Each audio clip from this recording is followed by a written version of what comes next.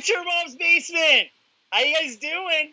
I'm gonna have to hit the button on this thing in a second because I know I'm gonna get an echo. But yeah, it's the comic book club that you need in your fucking life. We're kind of like a book club, but for comic books. We knew that was gonna happen. Anyways, so welcome. We're on Twitch. This is our. We're gonna give this thing a shot. By the way, I am looking at the Twitch channel right now, and I need to give some awesome props to Mr. Ian. He is our producer of the show, and it looks fucking dope as shit tonight. Yay! I made Savanna extra big for the audience. Yes. Hey, why am I extra big? Come on, guys. Because you're a comic book Valkyrie. We love and adore you. I'll try. Okay. All good. It's all good, baby. All right, so let me do the intro, and then we'll hop into the fucking comic books tonight. Basically, this is a weekly show. The first half of the show is talking weekly comics from the previous New Comic Book Day. And then the second half of the show, we actually pick a book. We all read it together over the week, and then we meet back here and talk about it. This week, I'm really fucking stoked. This is the second time we've done this book, and it's because it's so fucking good. It's Rick Remender's Tokyo Ghost. We're going to talk some fucking Tokyo Ghost tonight. And on top of that, we're pretty excited because this is a YMB fam guest edition. Guys, meet the man, the myth, the pseudo-Mexican, Ox. Hello.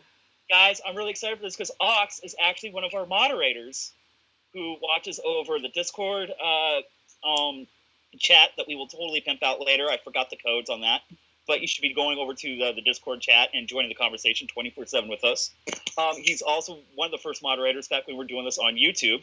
And he was kind of like our guardian angel in a lot of ways. He definitely had the smiting power of Thor when we were getting trolls. And by the way, you get trolls, you're doing something right on the internet. So, yes, this is our comic book show. We do this every Monday about 8 p.m.-ish, so not tonight. It's more like 8:30-ish. And let me say hello to everyone else tonight. Miss Savanna, say hello. Hey, guys. How's it going? What's up? And then producer Ian, looking sexy as shit. Hello. Heyo. And guys, like I said, our moderator and guest for the night, Ox, which I'm really excited about. Ox is going to actually really kind of spearhead and do awesome, funny faces. He's also going to talk about Tokyo Ghost. He's going to kind of lead the conversation tonight on that. We're going to ask him questions. He'll ask us questions, and we'll talk about that in depth, which I'm really excited about. There was something else I needed to tell you. Oh, yeah, guys, please, let's hop into the chat right now. The chat is one of the most important parts of the show because this is a conversation about comics. It's how a book club works. So let's talk to the chat really quickly. Oh, by the way, now that I've actually got the Twitch channel up, I can see where the chat is. So the chat would be over here. I think I got it. Is there a link for the chat or a link for the Twitch stream in the Discord chat? I can do that. We'll figure it out. Actually, Cerebra is supposed to do it for us, but she takes about 10 minutes for that link to go up. Really? So gotcha. we should Let's probably find out if that works. I don't think it's going to work. I'm refreshing. I'm trying the commands. By it's I get it. Oh, I got the Cerebra. Yeah. Fuck yeah. Oh, thank you, Lance. That was nice thank of you. Thank you, Lance. So we are going to... Brian without your own end. The chat is one of the most important parts. So, guys, let's say hello to the chat really quickly and everyone who's in here tonight. Obviously, Deus Ex Comica, that is me. I'll be kind of moderating a little bit. Also, Ox is going to do his moderating thing while he's still on the show in the chat tonight. Chip Marlowe, who is our friend Sean, who fucking kicks all the ass. We are really excited to know him. He's in the chat tonight. Who else do we have? Hashtag I love Bendis. Bendis is his favorite. And then who else, dude? Oh, JMW 1388. Good to see you. Please participate in the chat tonight. Dude, Lance is in the chat. We love it when Lance is here. Venable Touch.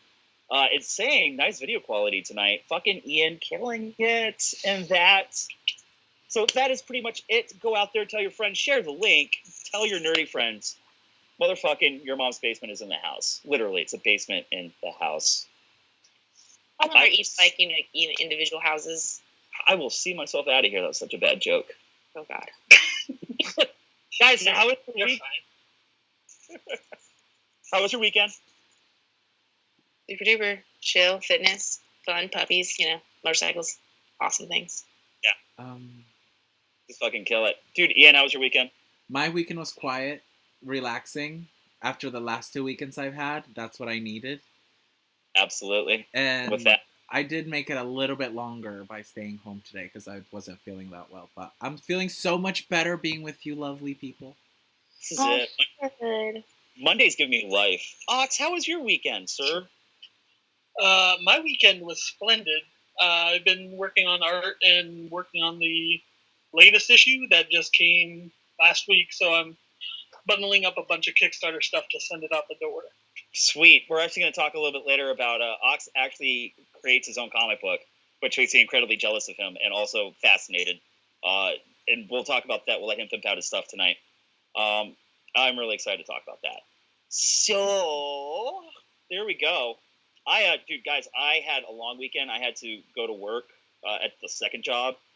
And the first night ended in me on top of the bar taking off my clothes. We saw the Don't worry. selfie. Yeah, so you guys can go over to my Twitter at Kirk Likes Stuff. It's my new profile picture. I There's gotta retweeted be it. more story than you just stood up on the bar and got undressed. We had a really busy night. It was fucking baller. Everyone was having a good time. I had everyone inebriated, and I was getting people set up to go home and make babies like I do.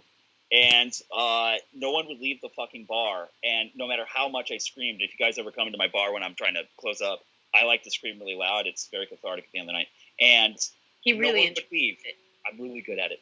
No one would fucking leave. So I actually climbed up on the top of the bar and was like, hey, guys, really, you need to get the F out now. I need to go home. This is my time to get drunk. And instead of anyone leaving, yeah, dude, instead of anyone leaving, I just hear this one voice go, take it off. And then everyone's cell phones came out. And, yeah. Kirk had a moment, you guys. I felt very pretty. You Oh. were pretty. I didn't like being sexualized, but man, I really like the attention. I'm conflicted. Lance said coyote ugly. Yes. Yeah. It's amazing. It's amazing what the positive feedback from a selfie can do to someone's self-esteem. I felt so good. I felt really good. So yeah.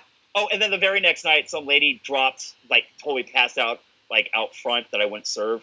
And next thing we know, like, 2 people were doing CPR on her, waiting for the ambulance to get there. That was fun.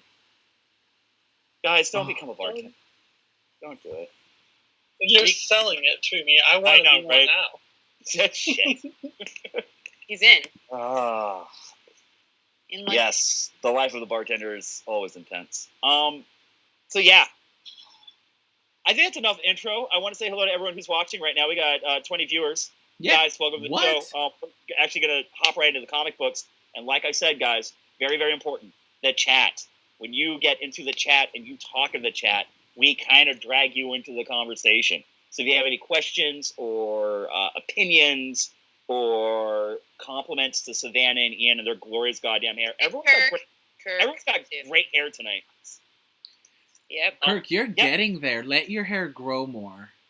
I know. I'm super stoked about Kirk's hair growth. It's like, no, Kirk is going to get the kind of hair I originally wanted, which was like Fabio hair, and instead I just got like every hair every woman ever like would want. Fabio hair, really? Yeah, you know where it's like rough and it kind of like sits in a style already. Like this thing's works, man. This is a lot of work. I can tell. I have very high maintenance hair. I understand. We get it. We get it. As Or my comic book best club friend and calls hair it, I don't have hair. I have fur. We're just hair people. So things we are going to talk about tonight. We're going to talk about new comic books. We're going to talk about Tokyo Ghost at the end of the show. I think we also will probably get some Justice League trailer first impressions at some point in the show tonight. Yeah. Guys, do you guys just want to fucking dive into some goddamn comic books or what? I'm fucking ready. Dude, let's do it. I'm really excited. The very first image that producer Ian has up tonight is fucking Unworthy Thor number 5. This was it, guys. And if you have pages, let me know what pages you want me to show. Okay. Dude, you know what the cool thing is? You could probably just scroll back and forth and show people the art while we're talking about it. Okay. Because the art is fucking magnificent. Yeah. Like, absolutely fucking magnificent. You don't have to really just give everyone kind of a taste of it back and forth while we're talking. Okay, go. So basically, we have waited a very, very long time for this issue. To get people caught up, Jason Aaron took over Thor, 2-3 years ago? And he did 2 amazing story arcs called God Bomb and God Killer. And it was basically like Thor meets heavy metal with all this Frank Frazetta goddamn art. And it was so beautiful. And Ox doesn't even care. He's just going to look at Tokyo Ghost now. And he basically was introduced to this new character who did not believe in gods and he was literally a god killer. And the story was amazing. And then the rest of the series took off. And we're at a place now where Thor does not have the hammer anymore. He was found unworthy because Nick Fury, back in Original Sin, who was in the process of becoming like the new Watcher on the moon, whispered something into his ear that made him completely unworthy, and he dropped the hammer and could not pick it back up again. And we've been waiting forever to figure out what it was that Nick Fury / new Watcher said to him. And Forever. In Italian. Forever. It's only been 5 issues. Are you guys gonna say what it was? What happened? No, this happened before Secret Wars. This Yes. happened right at the end of Original Sin. That's how long we've been waiting to find out what happened. Oh, okay, so we just get a preview of it on issue 1, correct? They touch on it, yeah. Okay, yeah, because I remember reading about it. Okay. Tell us. I kind of don't want to ruin it. I want people to go fucking read this comic book. Oh, ruin Okay, it. so aside from the secret, there's another part that where Thanos comes in. Holy fuck! Yes, Savanna, you gotta talk because I got everyone caught up. And Hela are what's happening here at the end of this book. I won't tell you how they get there, but if you know who Hela is, Hela is the goddess of the underworld. And if everyone knows, Thor has a thing for death. Thanos. Quite literally. Thanos has a thing for death. So seeing them together is like the epitome of everything that I've ever loved. Woo! It's so hot. She is hella cool, Chip. Chip says, is she hella cool? We got a couple people waiting for the trade. Dude, I don't know if we should actually it's fucking spoil beautiful. it. Venerable Touch, oh my god, it's fucking beautiful. Oliver Copiel's art is... Yes. It's on point. The other cool thing about this whole story is it's been like a little mini-series, 5 issues that tied in and kind of wraps up Thor's story, Odin's son's story from when Aaron started all of this. And it's so fucking cool. It's got the Collector in it, and it has... Everyone remember Ultimate Thor, who has not appeared in the new universe? It's his hammer that Thor is chasing after. And... it's because he needs a hammer, and it's just so amazing how the new Ultimate Hammer has been personified and kind of has a voice and kind of is screaming out, wondering where his Thor is because that Thor's gone, and it's kind of really fucking sad. And the way the Collector steals the hammer is that he just steals all of Midgard. Or wait, no, he doesn't steal Midgard. He steals where does Thor live? I'm tired. Asgard. So the hammer's in Asgard, and the Collector steals Asgard. Oh, That's yeah, and fucking Black Swan. Yes. Yes. All of it's so good. I love Black Swan in, what was it, Secret Wars? Mm-hmm. When they were at the Carol, I forget, whatever. Anyway. So it was everything you guys could have asked for? Oh, God, yes. And the hard part was the ending and the way that everything wraps up. It's not what I wanted. It's not what I wanted, but I was still left wholly satisfied. Okay. Because I will tease this. Thor does get his hand on the hammer. After 5 issues of fighting for it, He does get his hands on it. But what he does with it is absolutely amazing. Oh, what he says. Yes. What does he say that, like, after you see this, like, fucking insane slash page, and then you turn the page and you're just like, Yeah. Ah. It was Oh, delightful. God. It was delightful. I was so satisfied reading that, just like, bleh. Mm-hmm. So, and we do find out what made him unworthy in the first place. That alone is worth the price of admission. With Hela and Thanos and their moment, that entire page makes this comic the price of admission. Some really great insight and character moments with the Collector and kind of how he thinks. There's a really frightening scene with him at the end, which I kind of like got shivers and like freaked out about when he's talking to. That part I'll spoil. At one point, the Collector is so angry that he looks over to one of his henchmen and he's just straight up like, "Bring me the last of something so I can kill it and watch it die." And the soldier's straight up like, "Oh no, you don't understand. They all escaped and your armory's gone. I'm the last of them." He goes, "You're the last of them?" And he just reaches over and starts killing his soldier. Yeah, the Collector's a bad dude, man. Super cool. There was lots of dogs, though. Lots of dogs. Well, the one dog, but he's all over the place. And Beta Ray Bill's in it. And he's so goddamn noble. Oh, he's so goddamn noble. Like, the whole end of that book, I was just like, feels city. Yeah. They have, like, this whole, like, deep-ass conversation right before shit hits the fan again. Uh-huh. No. Dance shame. So I don't know what they're going to do with Odin's Son moving forward, because this was a miniseries, but it pretty much sets up his status quo right now, what his new mission statement is in the comic books.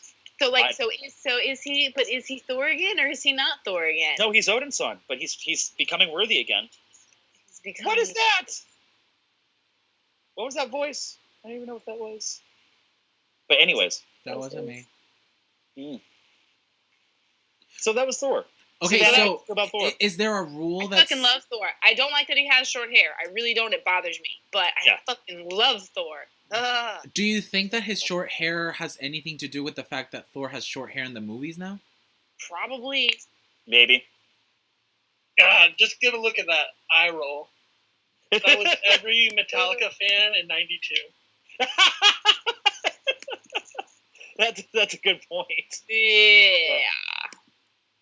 Come on, we've dealt with it too, Savanna, so just fuck up. I guess. Okay, so Crom175 said, "I got Thor hammered once." Hell yeah! I don't know if to take that on a sexual way or in a I'm drinking way. I would definitely take that in a sexual way. Yeah. Well, read Thor afterward. Oh Jesus! Sorry, I'm bad. Who's That's amazing. Thor hammered? What's up next? Yeah, but also the chat saying like maybe we'll find out what's going to happen next in Generations, which is the other event comic that Marvel's going to put out simultaneously with was it Evil Empire, Secret Empire, whatever. I don't give a shit. But I don't give a shit. Yeah, but I'm really excited to see what Jane Foster Thor and Odin's son Thor, what their adventure is going to be. Because I'm ready for the two of them to team up a little bit more. Is there a reason why there can't be two Thors? Like, can Jane Foster still be a Thor since... There's only one hammer. There's only one hammer. But... Technically, there's only one. Oh, but No, because right now, Jane Foster has Thor's hammer, but Thor just got his hands on another hammer. It's somebody else. Yeah, so there's more than one hammer. On it. But I didn't say what he did with it. And there's probably going to be a new Thor soon. And they kind of tease at the end it's going to be a mystery. This guy shows up and he says he's going to be the new War Thor. There's too many Thors.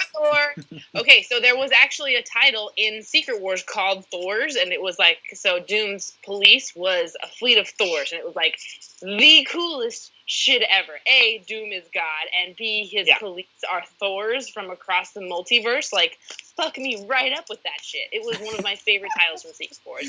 Hands down, it was ever smoked. Absolutely. It was like done like a police procedural, too. It was great. Yeah, it was so great. So I'm hoping that maybe we're starting to get some of that saucy sauce. I totally want it. I want it. Wait, I'm very confused as to what Chrome175 is saying. Two Thor two Thors enter, one Thor One leaves. Thor Does that have leaves. to do with Thor hammering? Thunderdome, add Max. Oh, okay. There can be only one. I was like, that's a weird threesome. I mean, if you're into it, it's not. Of course. Guys, what if I taught you, dude? It's only weird the first 4 or 5 times. But that's a lot of times for weirdness. It's only And weird. then, and then it stops being weird, and then it's okay. And then it's just acceptable. Yes. Acceptable weirdness. Then it's just happening whether you want it to or not. It's happening. We're letting it Story slide. of my life. Back to reasons. Rhaegar, calm down. So, what's the next comic we should talk about? Ian? I guess we can talk Hulk. Did you read the last Hulk? I did read the last Hulk. Okay, so I'm gonna talk about that. Let's talk about Hulk. Because I keep picking it up. I keep reading it because I know. keep expecting it. I keep expecting to have Jennifer back, and she's just not. She's just not doing what I want her to be doing, and it's really frustrating. Like, it's been 4 issues of her dealing with this whole thing that happened to her during Civil War II, but I just don't understand why she's having such a hard time with it at this point. Like, she's the same Jennifer Walter she was on issue number 1. And there has been no character development from issue number 1. It's been her curled up in fetal position. Did Ox leave? No, I don't know. I am going to block this guy on Discord. Give me a second, I'm still here. Right, still here. What happened? I'll show you. Don't worry. I'm just picking on him. He's got something. He's got something in store for us. Oh. So I keep picking I up. needed poop. he's gonna start drinking. All right, sweet. Now it's a fucking. Alcohol! Alcohol! So how do you feel about Thor right now, Ian? I'm very disappointed with this story, and I understand that. Like, Mike, I talked to Mike the Mutant about it, and he has some really good points. Like, this is character development, but I just don't think that the extreme that they're going for fits Jennifer Walters at all. Like, I'm just so used to her being badass and happy and strong and always taking everything head on. And for her to be broken so fundamentally still after 4 issues, it's so frustrating to me. And she hasn't hulked out yet. And if I'm going to read a Hulk, like, how do you go from being Hulk 24/7 to never being Hulk again? I just can't see that. Not for Jennifer, not for She-Hulk, not with what I've read. Because everything I've read so far with her in it has been completely amazing. And this just isn't for me. And I don't really feel for the plot. Like, the plot is really confusing to me. And maybe you can clear some things up. So the her client, right? You know who I'm talking about? Right. Yes. Is she a mutant? Is she a metahuman? Is she an inhuman? Why is she... I think she's an inhuman. Okay, she's an inhuman. So when did she turn? After the attack or before the attack? You know what? They're really unclear about that. Okay, because she's this pretty little blonde girl, and next she's just this, like, not so pretty little blonde girl. Right. And there's some sort of entity or monster that she's constantly talking to that she relies on protecting her. Meanwhile, she's facing eviction from the slumlord apartment building owner. So she's pretty much employing Jennifer to, like, either keep her in the home, because she's kind of like, I guess it seems like she's got agoraphobic. Yeah. She'll never leave. And part of it was because in this new issue, you see that she was actually, like, brutally attacked out in the streets. So now we're kind of getting some more insight into this client of hers, who's just constantly wants to be protected. Whatever this monster is quote unquote protecting her, but seems to be up to, like, maybe have, like, ulterior motives. And like I said, it's been a really slow burn. But very slow burn. I personally am enjoying it, but I know that a lot of people who love what Charles Soule did with that 12-issue run that he did with She-Hulk really, this is a complete 180 in tone and story as far as what that was. And even on A-Force, like I read her on A-Force. I read the first and second volumes of that, and that was great. Like whoever wrote A-Force, it'd be funny if Soul wrote it, but like whoever wrote, it was. Okay, who was it? Because they did amazing. Like she was this happy-go-lucky, strong badass, just drinking beers and having fun with her girlfriends. Like it was just so charming, like her character in that, and it stayed true to what Soul did. So how do you go? And A-Force ends with her getting into the coma, so how do you go from being A-Force She-Hulk to being this She-Hulk who nobody likes, with the exception of you? Well, I think they were kind of hoping that Civil Wars 2 was going to be the emotional turning point in order to set up her new place in comics. Okay. Unfortunately, Civil War 2 had a lot of complaints and arguments and problems with it that I will totally agree with.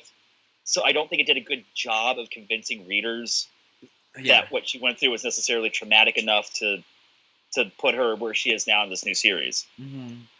Or at least, like, she did experience trauma, but the way the story was told and how she experienced the trauma didn't do it justice. Mm-hmm. Does that make sense? Yeah. Because, I mean, she did lose Bruce. I'm sorry, spoilers, guys, but Bruce Banner is dead because of Civil War II. She also got savagely beaten into a coma. By Thanos. Which is something that kind of, like, it has not really happened to her before. I don't think she's really used to, like, getting a beat down like that. So. I mean, I guess I could see that. Mm-hmm. But I think a lot of people complain about the fact that that story wasn't told right, you know? Yeah, I guess the disconnect with me personally is just I've read so much She-Hulk that I like that to see this 180 from her, I'm having problems getting used to it. And the fact that the story is, it's a slow burn. Mm-hmm. And Kelly Thompson was the last writer on A-Force. Okay, see. Almost forgot, yeah. See, Kelly did an amazing job with her on A-Force. So, yeah. So, I don't know. I mean, it's just a personal preference, and I just keep hoping that she's going to get better, and she's just not getting better. They even threw Hellcat at me, and I was like, yeah, this is the beginning of her getting better, and then she sends Hellcat away, and I'm like, what happened? You were supposed to get fucking better. Right. So, but do you see my frustration though? Like, am I crazy? Totally. Like, especially when they were absolutely trying to elevate Jennifer in the comic books. Like, they were trying to kind of make her an A-lister, you know? Mm-hmm. And now that I think a lot of readers have kind of gravitated towards her and kind of fallen in love with the character, this is not what they were expecting. Yeah. Well, I mean, people like to watch their heroes fall, man, so... Do they, though? I really don't. You don't? No. Come on, look at me. Look at the size tantrum I threw about Captain America. I know. We all hate that. Yeah. And look at that tantrum I threw over the X-Men. Mm-hmm. When I thought they were going down. Like, to be fair, I grew up with heroes that would constantly get the shit kicked out of them.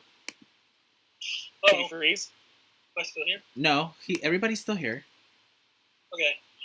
With Dragon Ball Z, I mean, these people would get taken down just to get stronger, so. Yeah. Well, there's nothing... Wait, Kirk, are you okay? I'm back. I missed everything that Ox said, and I feel really bad about it, but keep going. Okay. No, Ox, to add to what you're saying, I hope that there's a big redemption for Jennifer at the end of this, because they're digging her hole so deep that I don't know if there will be redemption there, because like they're driving her into this like these levels of darkness that how is she gonna get out of this? I have no clue. Yeah, but maybe it's gonna take that to get that level of satisfaction that will accompany it. And you gotta have a little foreplay. And if they do what I think they're gonna do, which is like, she's gonna help her client, and then she's gonna have this moment in the sunrise where, like, all of a sudden, everything is fine. And if they do that, I am going to riot. They will be rioting. But Ian will flip over all the tables. He will Hulk out, guys. you There know, won't be holes. Yeah. because they're very capable of doing that, just like kind of like dismissing this whole thing she was going through with just a smile at the sunrise. Like they're so capable of doing that. Hmm. You know, I think so. Because I'm always that guy, especially when I'm. My thing is that it's all about how well do you walk through the fire. Like I need to see my heroes. I mean, not need. Let's say that again. But I do want to see them in predicaments. That's what makes great stories for me. yeah. And we are coming to a place where like, okay, is Jennifer gonna like finally come to accepting who she is again? Is she's kind of living in a environment right now where the world is very Hulk phobic, I guess is a term I've used before that I'm not sure is a good term. But yeah, it's like people are afraid of the Hulks. Well, like in other comic books that like Hawkeye is being like worshipped everywhere he goes because he killed Bruce Banner. There's a couple. There's like some really big emotional things at play, but I will agree that I think this comic is not addressing them well. Yeah. And so, and when maybe it's that's this my slow- problem. yeah. Maybe that I'm not reading these titles where the hate for Hulks is, because I'm reading Champions with Cho, but Cho is happy as can be. He's a Hulk. Yeah.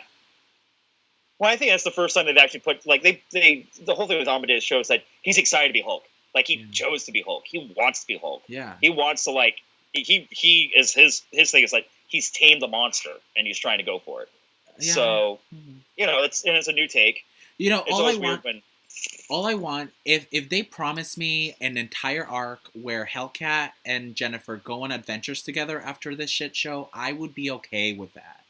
Mhm. I would be okay. That would be a great redemption. Is if she gets over it and then she just goes on fun adventures after this traumatic event. Right. We kind of move ahead with her being fucking Hulk again is what you want to do. Yes. More Yeah. Hellcat, please. Well, we love Patsy Walker. We More need Patsy. More Patsy Walker, please. Please. More Patsy. And like the 3 pages she was in were amazing. Anyway, who's next? Someone else pick another title. Kirk?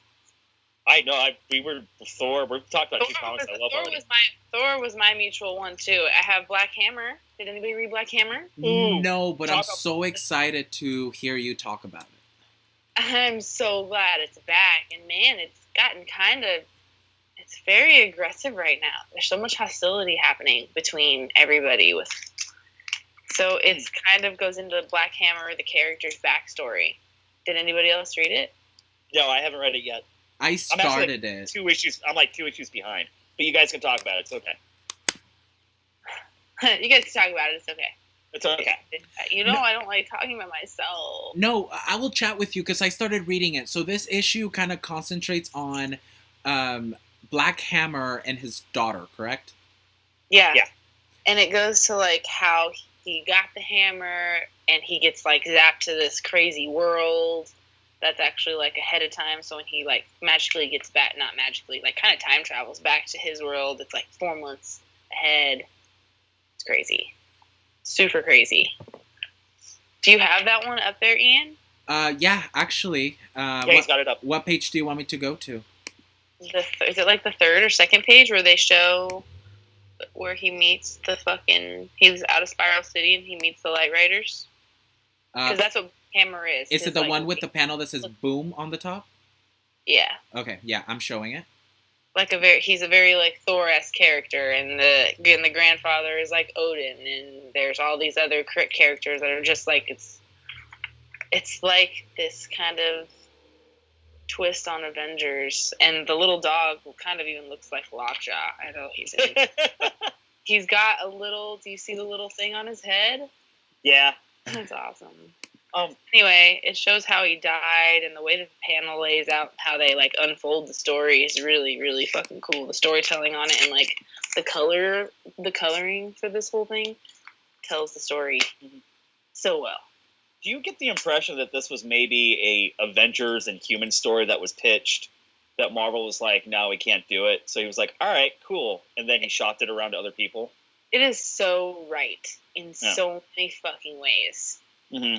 And you get to understand, like, how they got into and why they're stuck where they are, because they explain it. Because his daughter... You finally get to find out in this issue?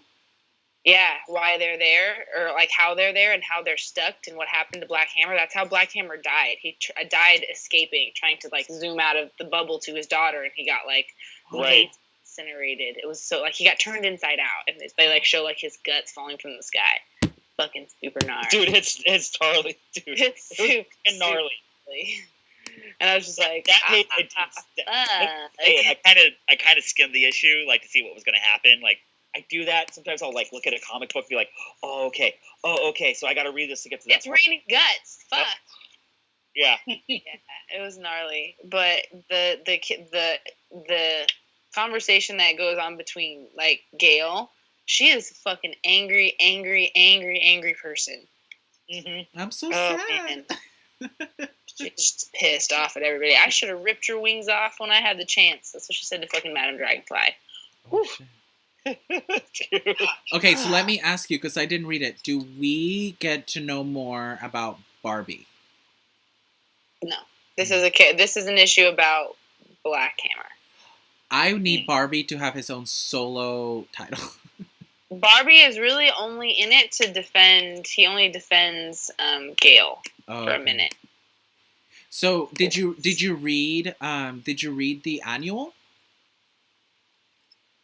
I don't remember. I have it. I don't think I read the annual. I read like the last one.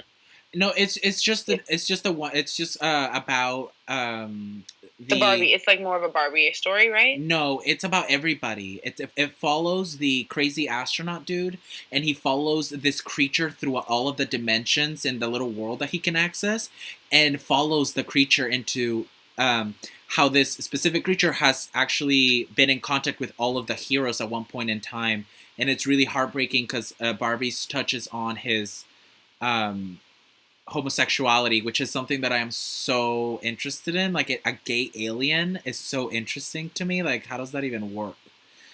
Yeah, and how they, like, revealed all that, too, because of fucking... I feel like she's so much angrier because of what happened with Barbie now, too. Yeah. Gail. Mm-hmm. Golden Gale. It's a vicious cycle. Like, Barbie's trying to find himself, but then Golden Gale's in love with Barbie, but Barbie's not interested in Golden Gale. Like, it's all crazy. it's just weird and crazy. We don't know what's going on. Yeah, and Barbie is short for Barbalian, which is the character's actual name, and they just call her Barbie. So were you satisfied with the muscle-body alien? Were you satisfied with the reason why they're stuck where they're stuck and how they got there? Are you satisfied with the explanation? No. No? They didn't still quite explain it. They just explained that it's a bubble and they're stuck in it. Right. Oh, okay. And that it's like a laser force field of some sort, and the town that they're stuck in there with does not, like, they find out that there's technology and shit outside of the bubble.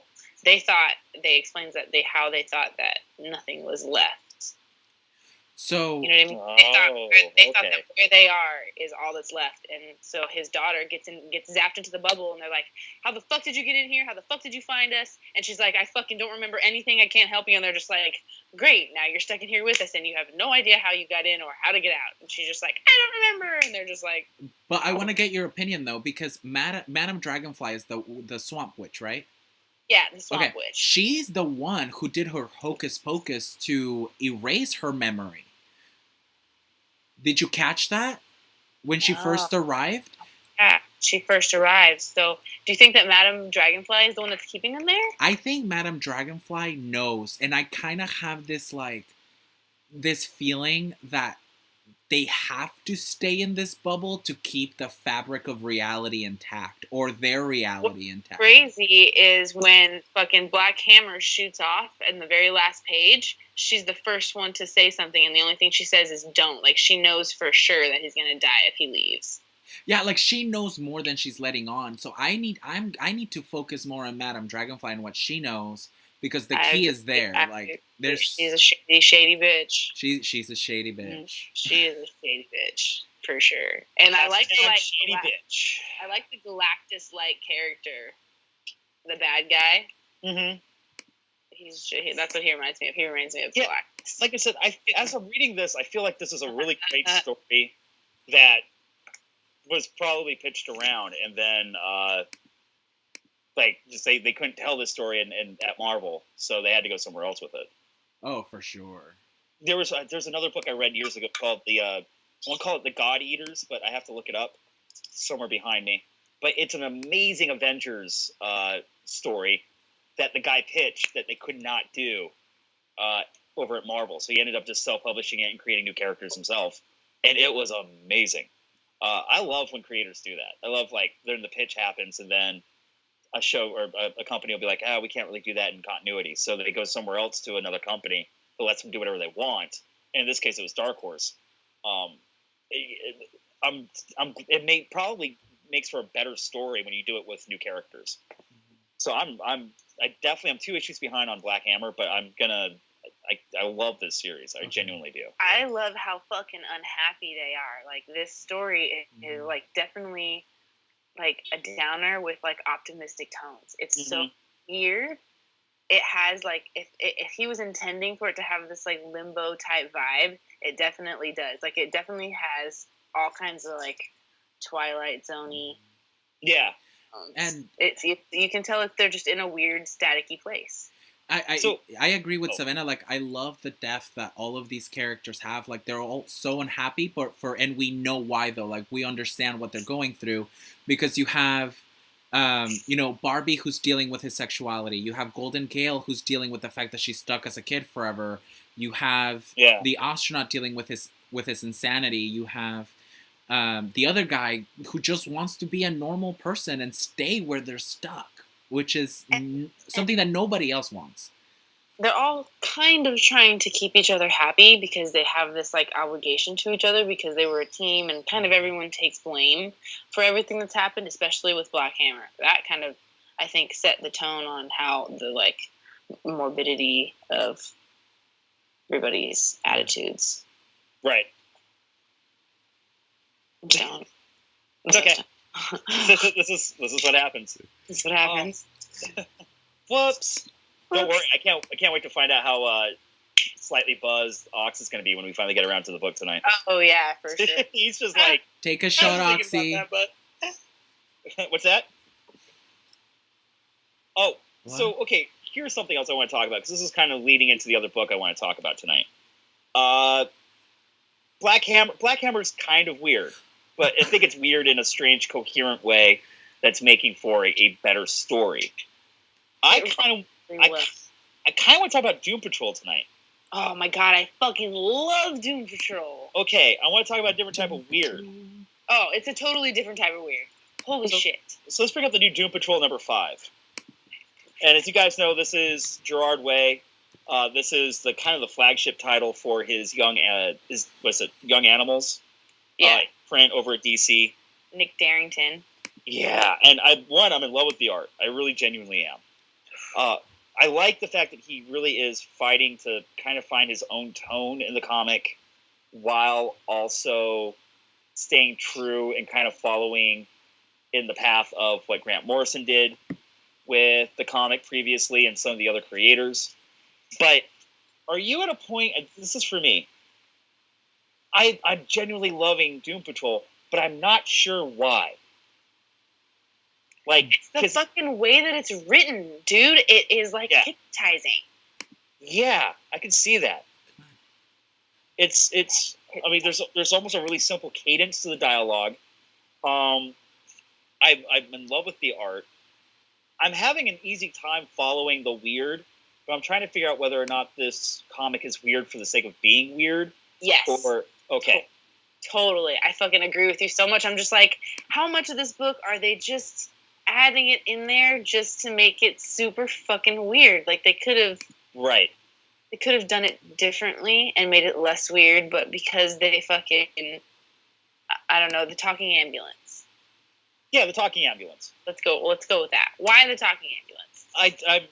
The talking ambulance is kind of its own portal to other different realities, but it's also kind of exploring different consciousness of other people, and then it's there's a evil future version of itself that he keeps running into that's producing evil versions of our main characters. There's also the little tiny squiggly thing that's kind of like a mutant Teddy Ruxpin that people keep pulling stuff out of its guts where the tape should go. And it's like pink and cute. Yeah, it's like pink and cute, but it's also kind of weird and gross. Super weird. Is that Flex Mentallo? And Flex Mentallo, yep. It's yeah, Mentallo's in this one. Should I be reading this? You should be reading this. Yeah, I think you would like this. You really got to start from the beginning, and you really got to follow it good. Okay. Because, like, it's weird. I keep saying it's weird. The subject of Doom Patrol is that it's weird.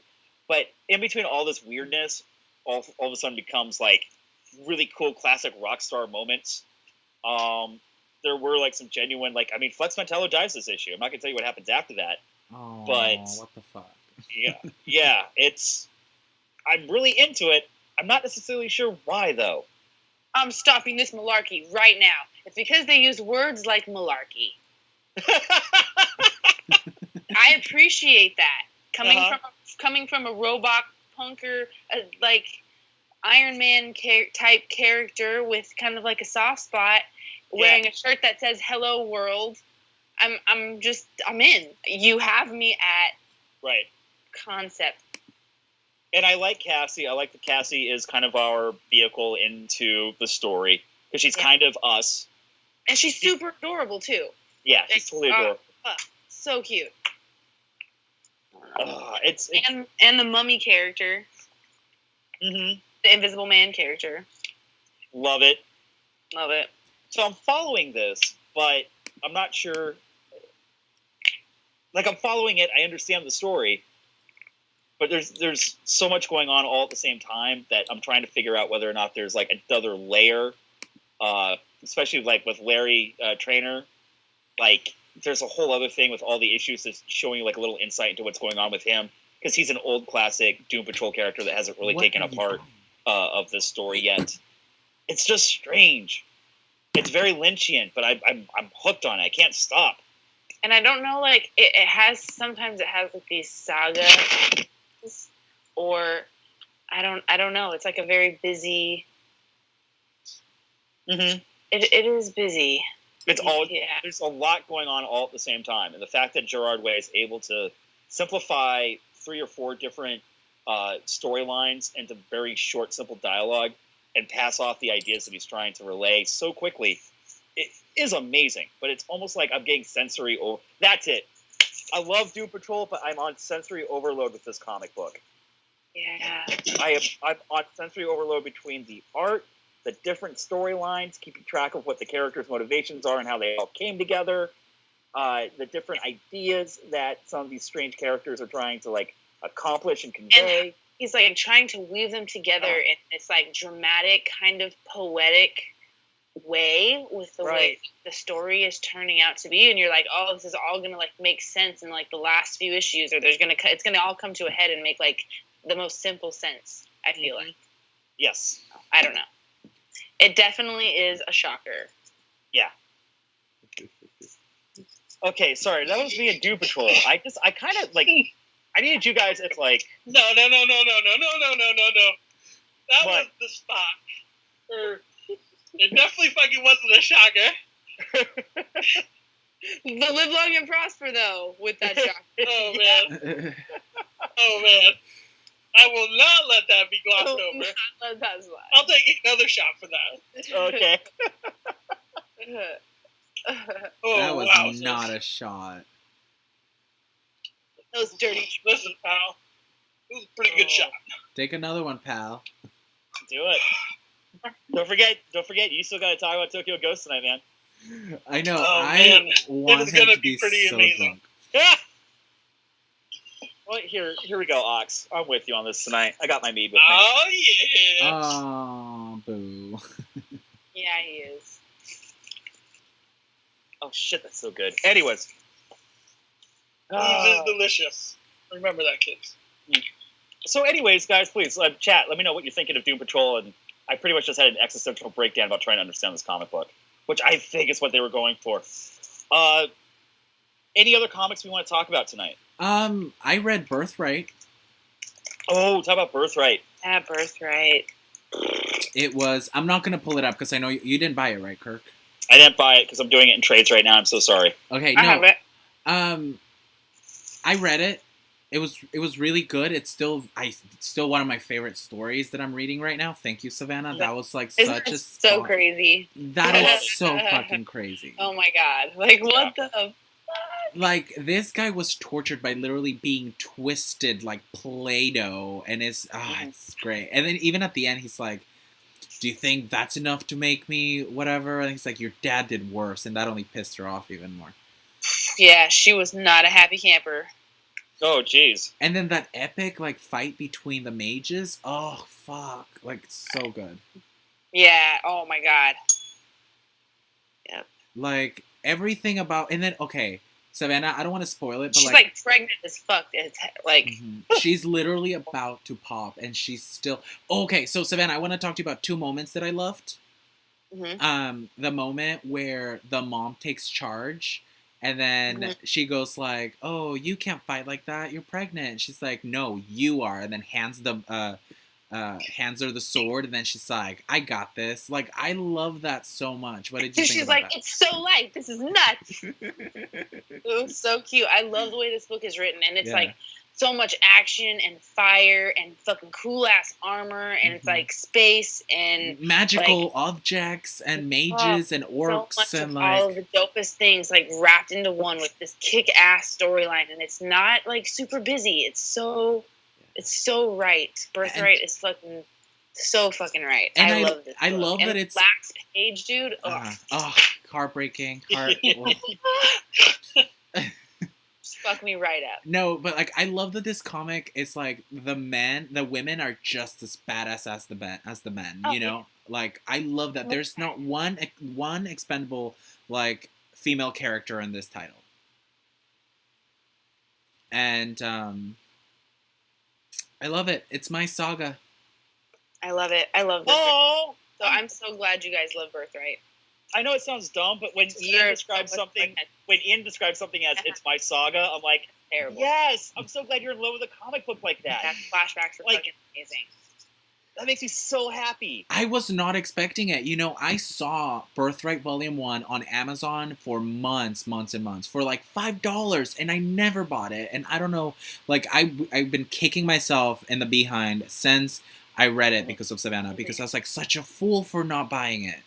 Like, didn't we try to do like we did an episode on it, by the way. All the old episodes are archived over on YouTube if you missed them. And didn't we tried to do Birthright for like almost 3 months? Yeah. So we finally did it. We all freaked out. Birthright, please. It happened. Yeah. So you guys should definitely be reading Birthright. Oh yeah, like everybody should be reading Birthright. Mm-hmm. All right, we gotta read. We gotta do Tokyo Ghost. Ox is getting schlockered, guys. Oh yeah. Can I? Okay, do we? Oh no, keep going. He's like, I still got more whiskey. Don't worry. Oh, okay. Okay. Did anyone? Okay, I know. The Beauty or Invincible Iron Man with Riri. Are you telling us to pick one? Do the Beauty. Let's get the Beauty in there. Let's get the Beauty in there or Riri. Okay. I'll do. Oh damn it! I want Riri to get a shout out though. Okay, let's do Riri. Fuck. Let's do Iron Man. Because I this is the episode. This is the issue that made me fall in love with fucking Riri. This is it. I love her.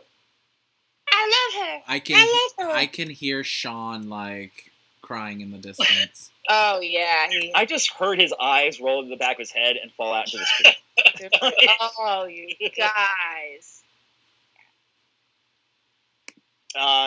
Okay, so if you guys aren't really paying attention to the Iron Man titles right now, there's 2 of them. There's Invincible, and then there's Infamous. Infamous is where Von Doom, or Doctor Doom, has now taken over as his version of Iron Man. He's playing the redemption game.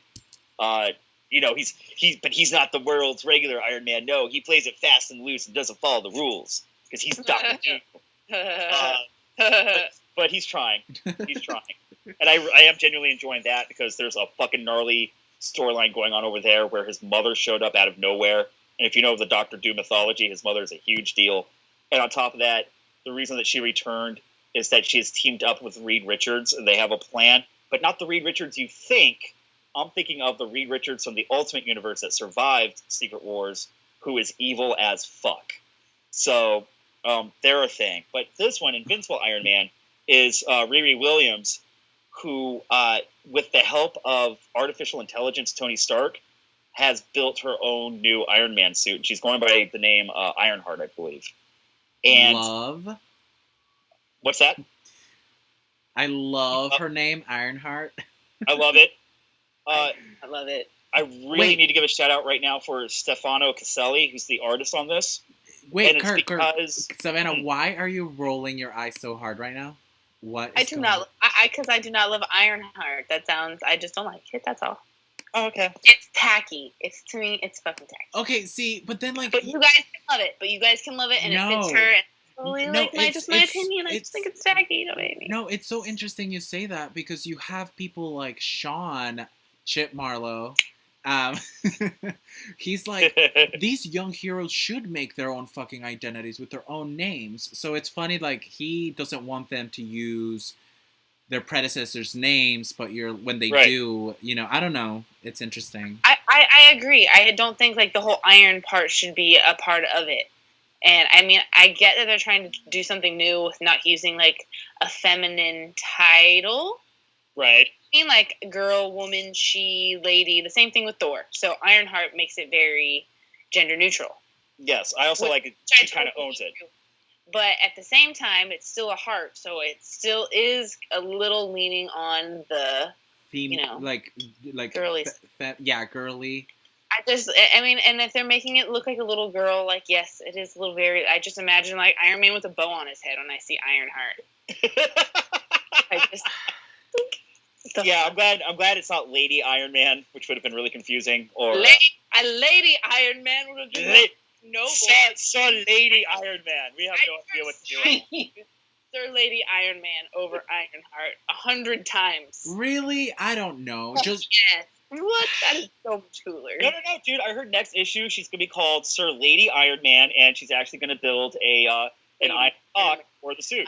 Well, I first saw that title Ironheart on the very first issue of Invincible Iron Man, and I liked it because, like, she's been through so much. It's like, and I don't know. I feel like she is made out of iron inside, and I don't know. I like it. It's okay. Well, I need to give a shout out really quickly to, I said the name, Caselli. I'm gonna fuck it up. Yeah, no, Stefano Caselli. Feels weird as shit. I agree. You're just not gonna let me. You just are so angry with Ironheart, aren't you? Sorry, no, I was just agreeing with Alan Knight. I'm sorry. I was just talking to the chat. Okay, would have Iron Maiden would have been better? I don't know. I had fun with Iron Maiden. That would have been so metal. Yeah. I am not down with that. No, absolutely not.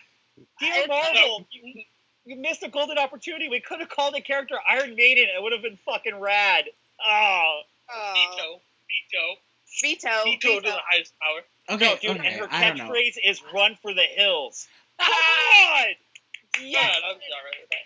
Yes, thank you. And have her be like, what if it was like an all like metal themed Iron Man with this little ass girl like Iron fucking Maiden? Yes. Oh God, that would be so cool. So dope. The art is awesome because I really think that Stefano like kind of just nails Riri's like mannerism. She's very sassy. A lot of it is like anytime someone talks to her, she's everything about her body body language just kind of screams like, I don't trust you, and you don't let me actually think I'm gonna like buy into that bullshit you're feeding me right now. I thought it was really good. I also really liked the Techno Golem. It was a really cool way how she's stealing all the different tech. I love Pepper. I love when Pepper shows up. Pepper Potts's in this? Yeah, Pepper Potts is in this with her Iron Man suit. God, Pepper Potts was forever ruined for me after Gwyneth Paltrow played her. Agree. I strongly agree. You guys can go to the other side of the bus. Because I love Gwyneth Paltrow. She can be my Pepper Potts any day she wants to be. I'm going to decide with Ox on this one. All you had to do was just give me Pepper Potts' legs. Gwyneth Paltrow's legs in those movies were like... She has Gwyneth Paltrow's legs. Yeah. Just her legs alone. Just her legs. Nothing else matters. Also, there was really great moments where so much of the time in these comic books where we've got the young hero and the adults, which it's a very strange dichotomy when you're trying to explain to comic book readers why any fucking parent in a comic book would be like, yeah, I'm letting my kid go be a superhero. This is stupid and strange and totally dangerous. I'm a bad parent. There's a really good moment in this comic that kind of sells me where Riri's mom is and where she's coming from in this comic book. She had a Kamala moment. She did. Remember that? Do you remember that little scene in Miss Marvel where like she's coming out to her mom as Miss Marvel and she goes, "I know, you are. I've always known," and I'm just like, oh, yeah. So sad. It was just like Bendis knows how to those moments. Bendis goes, "There's your heart, Gah!" And I'm like, sure, I get it. Yes, let her be herself. Let her be a hero. I loved it. I love it.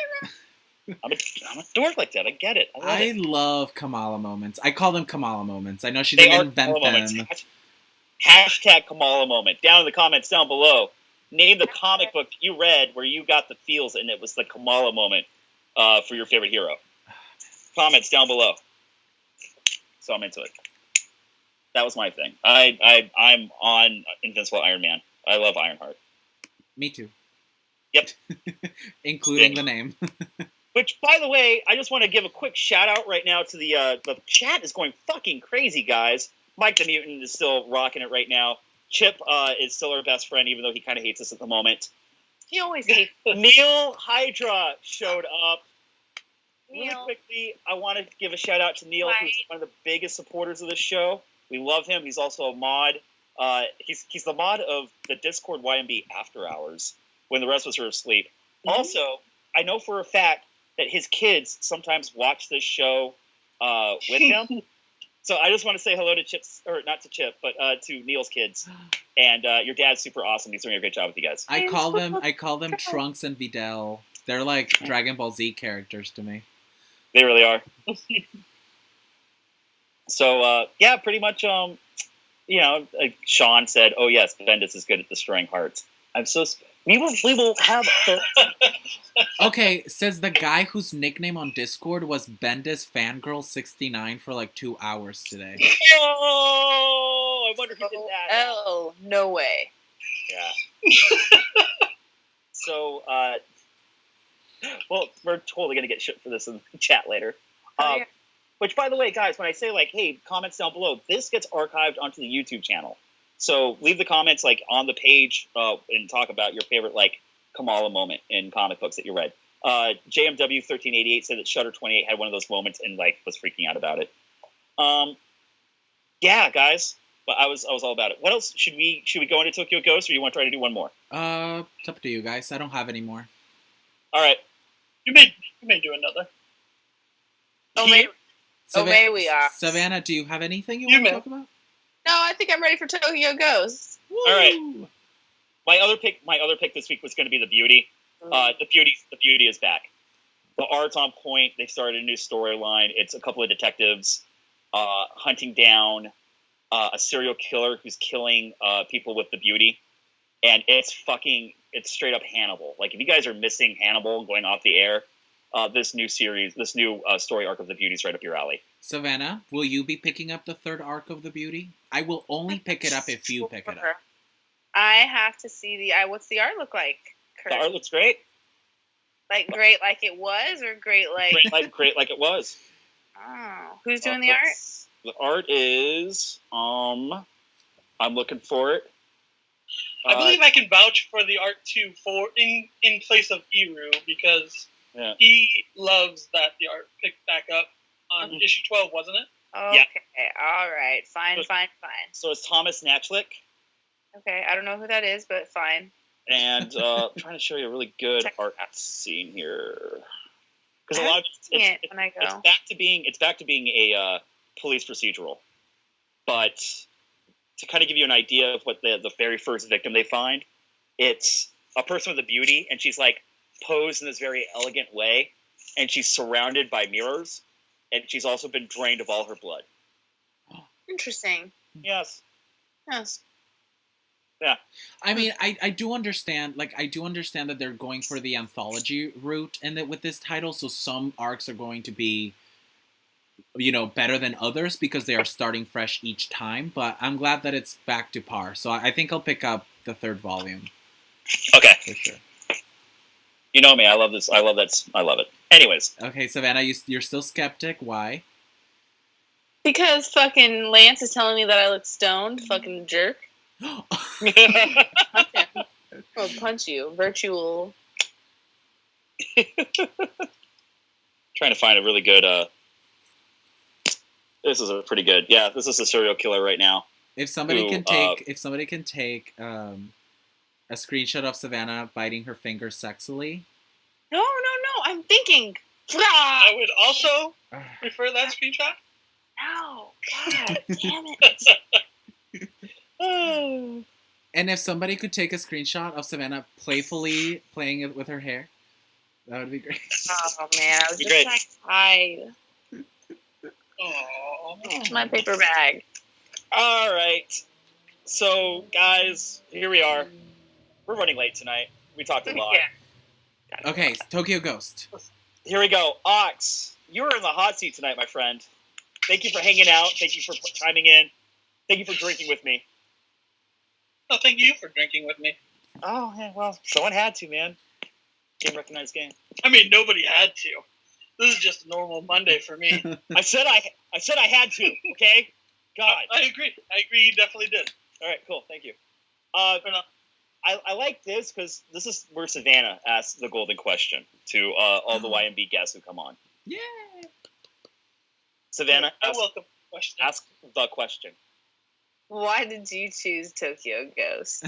Yeah.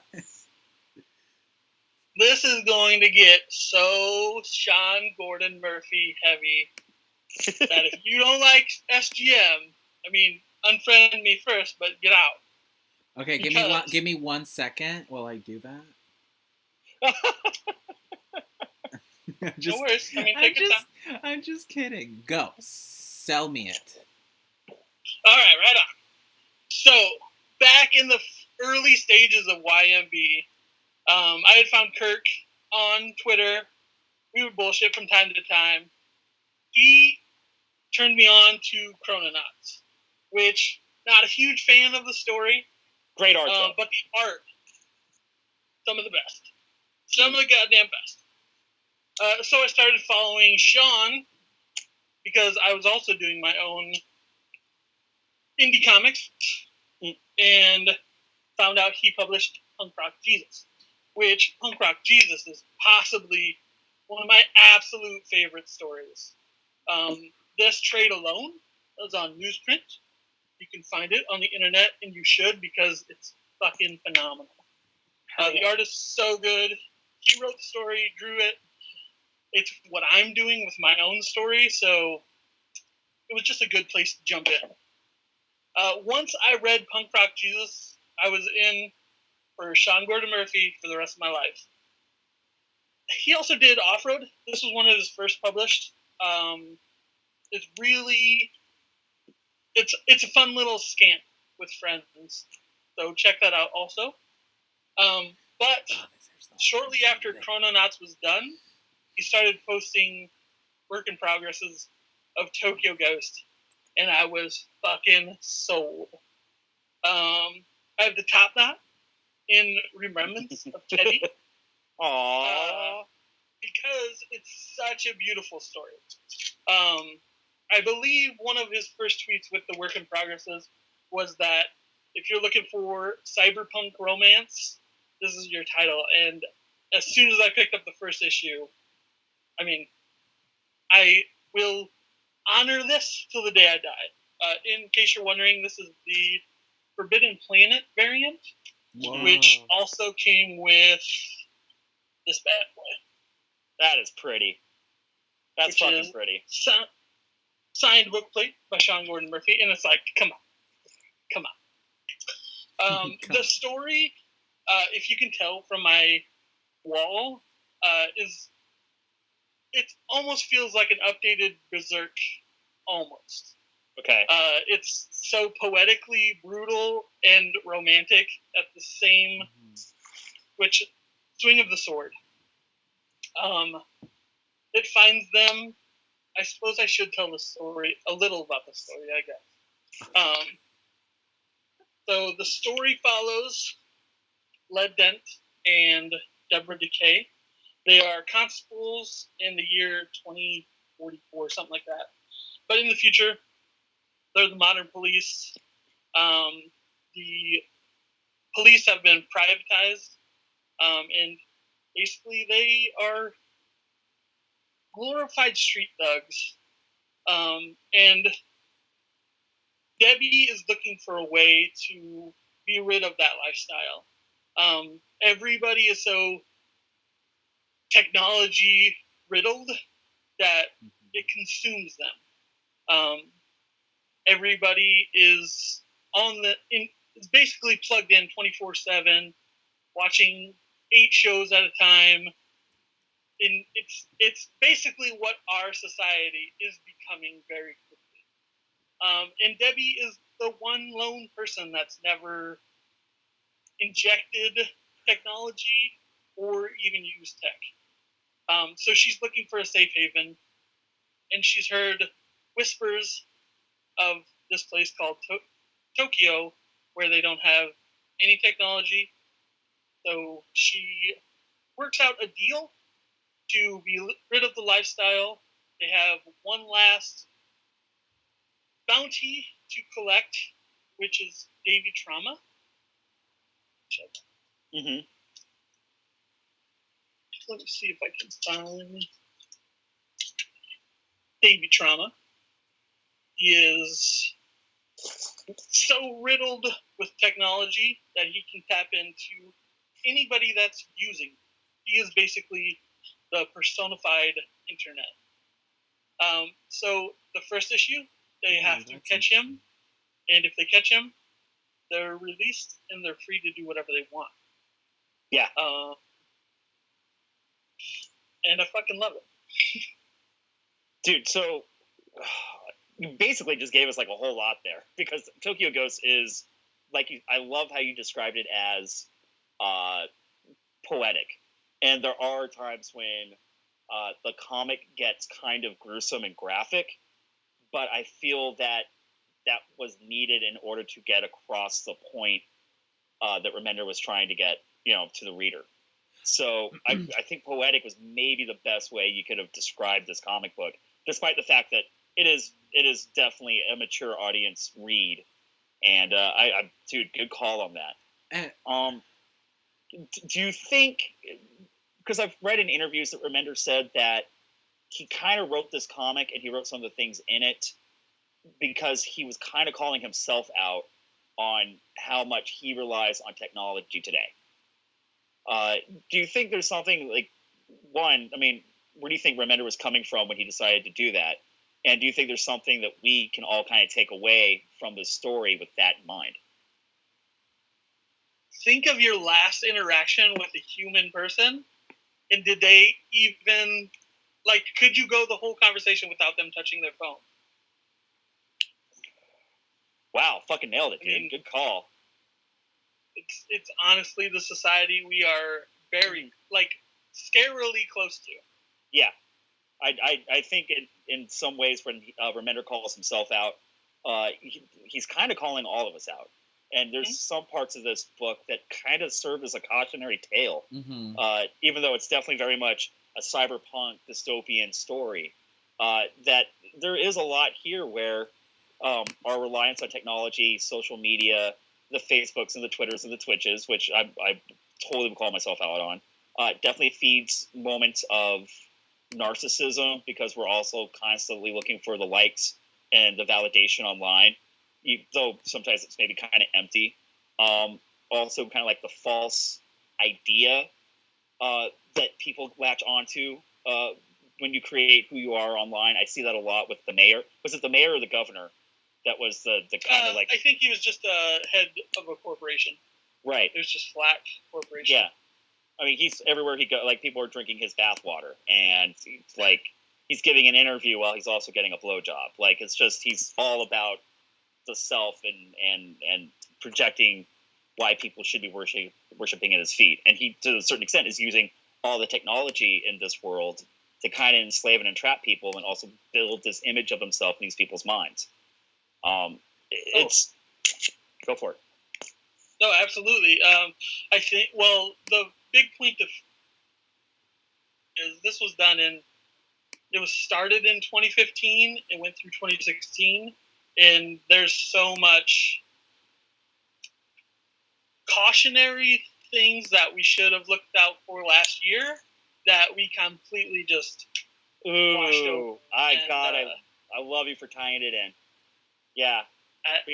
I'll call it out. As a cautionary tale, I think a lot of the themes that he was talking about. You have this. Yeah. I mean, you have this head of this corporation that's never been in politics. Mm-hmm. He's basically the leader of, I don't know if he's the whole world, but definitely LA area. And this could definitely be a escape from LA area type situation where it's never explained how much of a reach LA has, but this guy is definitely the runner of everything, of all the little puppets inside. Right. And it's very telling of what our government kind of is right now. Cool. It's all ran by corporations. It's almost like it accidentally predicted this. Yeah. It's like, whoops, sorry guys. Let's kind of throw it to the chat really quickly, and also to Ian and Savanna, because I was so excited to talk to Ox about this tonight, because this was generally one of my favorite series from last year. Guys, Ian, Savanna, chat, chime in. What did you think of Tokyo Ghost? This is the second time we've done this. Yeah. I mean, Tokyo Ghost fucking killed me. The story, the way that he goes through the backstory from her perspective, and how in love with him she is, and how willing she is to fight for him, knowing that, like 99.9% knowing that he's lost. She keeps setting herself up with these goals. And Ian really had a strong dislike for this character in the beginning because of the way that she keeps just seem like, okay, if he does this, that means he's really gone. Or if he does this, that means he's really gone now. And she would keep taking him back and forgiving all the things that he would do that were really horrible. And it's really, really heartbreaking, because the parts that he is good, it's perfect. And then it goes from like perfect to fucked up so fast. And it's so up and down through the whole thing. It's like, it's hard. I think there's 2 trades, Mike. Yeah. It's 10 issues long. It's not very long. It's a beautiful story. It's a good weekend read if you like. You could finish it in a weekend. And it's so funny that Savannah mentioned that, because I wanted to throw it out to Ian, because like Ian had some really great insights the first time we read this about the relationship that the 2 main characters have, and I kind of want him to reiterate some of that. Okay. Now that he's read the rest of it, though. I haven't read the rest of it, though. Or wait, you went all the way to 8, though, right? Yeah, I did. Yeah, so you read more. I remember that you read more, and you kind of changed a little what you were thinking. Okay, well, I guess I'll just talk about like what I loved about this story, and it goes back to Kirk's point of it being a cautionary tale. This story, after I read it, it actually did affect like my actual life. Like, I made some decisions based on the fact that I read Tokyo Ghost. Some of the things that I do want to touch on before I talk about that is how they dealt with a lot of the things that are going on right now, like this I call it like cruel culture, which is like, you know, those like stupid like YouTube videos that people film being cruel to other people to get views. Oh yeah. And in Tokyo Ghost, they take it to that next level, to where they are literally beating the homeless and beating defenseless people and film it to get hits online. And how far are we from that, really? We're already doing that. There have been many horror stories that have come from this YouTube, you know, this aspect of YouTube. Right. And, you know, it was really telling seeing that, in addition to just like, addiction to technology. It's something that I see today. So I've met people in the past that are. I've seen it especially in the World of Warcraft community. Like people will play for weeks at a time sometimes, and I'm just like, what's your? Can I pause you right there for half a second? Sure. In the chat right now is one of my closest friends. He goes by Cleric313. Is it former roommate? He is that's not Luke. He is a former roommate. He got me into WoW, and we both got so immersed. Oh, no. We know that addiction. No, it's something that happens. Like, this virtual reality becomes these person's actual world, and it's scary. Like, that's where their time goes, their money goes, their everything goes, you know? It's really scary, and it affected me in a way, especially when there's this scene where I believe is the constable's mother, when he's a child, she's like literally strapped onto this like metallic pleasure suit that she never leaves. Like, she never takes it off, and she's always just like sedentary on her couch, and it's scary. And I had recently gotten virtual reality glasses. And I literally returned my virtual reality glasses because I didn't want to become that. I didn't want to become this woman who had never left her couch and was always connected and was wearing this weird fucking pleasure suit that really fucked with my brain. But wow. And seriously, like, there's this thing coming out of her coochie, like, it's really intense. It is really. I mean, it's a drill. And I was like, I don't want to. It's meant to be horrifying, and it is fucking horrifying. Oh yeah, absolutely. Yeah, so like after I realized that I was kind of like, after I got the glasses, and it kind of reminded me of that, like I returned that shit so quick. Like I was like, I don't want that to be my life. I want to work for my porn, like, you know. I want to work for my pleasure. I remember I was like, Ian, so how's that thing? He's like, I took it back. I said no. Right. Like, no hesitation. Yeah, like it was really scary. So like there is a lot to learn here because it kind of forces you to face the harsh realities that we're living in right now. And it covers a variety of things. Like it covers technology, social media, politics. Like this book is one to read, and it's not that short, and it covers a vast variety of topics that if you're not interested in most of them, you'll at least get one thing out of this. Right. And just to move to the only one thing that I didn't like, but Ox and Savanna helped me understand it and accept it, is the fact that the female lead cannot quit this guy who treats her like shit and makes wrong decision after wrong decision after wrong decision. I personally don't like my female characters to be dependent on a man. Automatically right there, that shuts me down to them. But in this world where everybody is addicted to everything else, she's not immune to it, and she's addicted to love to this guy. See, I don't see it as her being dependent to him. I feel like she won't leave him because she knows It'd be irresponsible. He needs her as much as she needs him. But she knows they're like supposed to be together. But because a man needs you, you have to stay with him? I don't see that. Well, remember, there's a part in the book where she says, "How can you love someone and let them drown?" Remember that part? Mm-hmm. That is like the moral of the whole like first half of the book, when she's explaining their backstory and how everything happened between them, and it's so fucking sad. Just it rips your fucking guts out. Yeah. Very. Now, here's the weird part. It's not weird. I just need to kind of. I side with Ian on this. I kept getting angry at her about. Oh, so angry. Dude, it's a codependent relationship, and I kept getting frustrated. Because, I mean, obviously, I would love it if I met somebody who was just like, well, fucking fight for you like that. At the same time, I hope that I never become that person where, like, okay, I'll change.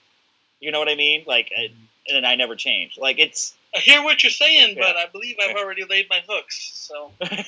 There's two sides. Like, if you were in this person's shoes or if you were in this person's shoes, like, you don't want to be either, but it's life.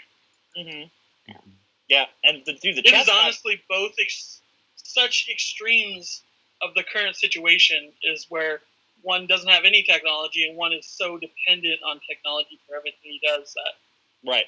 She sees it like a disease. Like that's not somebody else. And even right at the beginning of the book, she says, "This person is dead, and this is who it is now. But I know that dead person can be brought out." And Right. she does get him out, and then he goes right back. But like Exactly. But like when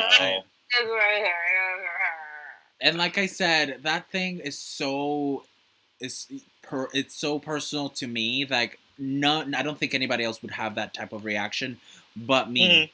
And it's something. Oh yeah, Lion Cat. Lion Cat was in the book.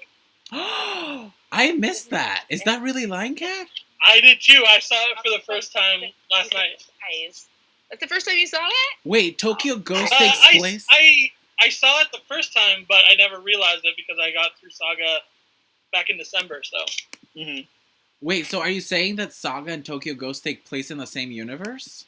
No, it's just a cameo. No. I think he just drew it in honor of SGM is friends. Yeah, they're just friends. Oh, okay. They're awesome. But it was so great because that was the first moment they got to Tokyo, and he was basically lying to the people about who he was, and then Lion Cat was just staring at him down. I was like, "Come on, say it." All right. Lights. So I really want a couple of really good points in the chat that I want to bring up really quickly. Delight Deliria, my friend Bridget, I love you. How you doing, sweetheart? I'm pretty fat. She says it's about each human's balance and how much they want, which I kind of thought was a really great point. Also, Mike the Mutant saying, but that's the plot, though. It's trying to teach you. That's someone's reality, and maybe the book helped them. If they happen to get their hands on the book, that is. But, this book learns you. It learns you right the fuck up. It learns you good. Yes, it do. Mm-hmm. Dang. Oh, yeah, it has some absolutely great lessons, like at the end, or right at the beginning of the 5th issue, someone's passing, and she's telling her son that a painful truth is superior to comfortable lies, and I think that's so ridiculously needed for this world. Like, it's easy to get comfortable with people lying straight to your face, but I'd much rather choose painful truths. Mm-hmm. I disagree. Just lie to me all the time, please. He's just like, yes. Yes. That's fair. Dude, guys, we got fucking deep on Tokyo Ghost tonight. Yeah, we did. That was good. Oh, man. Also, if you're an artist, you need to get this this is the full-size artist proof. It's 11 by 17, and it's gorgeous. Like, I've learned so much from SGM's style just looking through this. Like, I didn't even realize that inking with a thumbnail, or like a thumb to use your fingerprint, was an option. And, like, it's so well mapped out. Like, just looking at the inks of it all. Yeah. So here's the cool thing about Sean Gordon is that his art is fucking amazing, and I love the fact that for as in demand as he is, I love the choices he makes in his projects. Everyone's been clamoring for him to do Batman stories, and he did collaborate with Scott Snyder on a couple of stories. He does. But that's what he's doing right now. Yeah, and we'll finally get to see some mainstream work from him. But what? Oh wait, I gotta show you something. He's got more swag. Yeah, SGM Batmobile is what is up. Oh yeah, it is. So if you haven't checked it out, this is Sean Gordon Murphy's sketchbook. You can find it on his Big Cartel site, I believe. I backed it because obviously. Right. But there's something I have to show you guys in here because it's incredible. Ian will love it. So. Well, he's looking for that. I really do love the choices that he's made in comics. I like that he does predominantly independent titles right now. But he also did The Wake with Scott Snyder. Scott Snyder, yeah, I love it. Yeah, I love that. That was really good. I'm trying to think of other. He did Cosmonauts, which the art was amazing. The story was like, eh. What is it? Wait, this is steampunk Superman. Yes. Fuck yeah. I love that. But even better than that is Naked Superman. Just kidding. Oh, Jesus. I would read the fuck out of that comic book, dude. Oh, yeah. Oh, yeah, absolutely. That's the Justice League I want. Oh, bring back Elseworlds and have Sean do it. Oh, my God. I mean, he's exclusive with DC for 2 years, so hopefully he does it. You see what happens. Another awesome humble brag is because I backed it, I also got this little sketch he did of Debbie. Aww. And there's at least one point that he's written my name, so. Wow.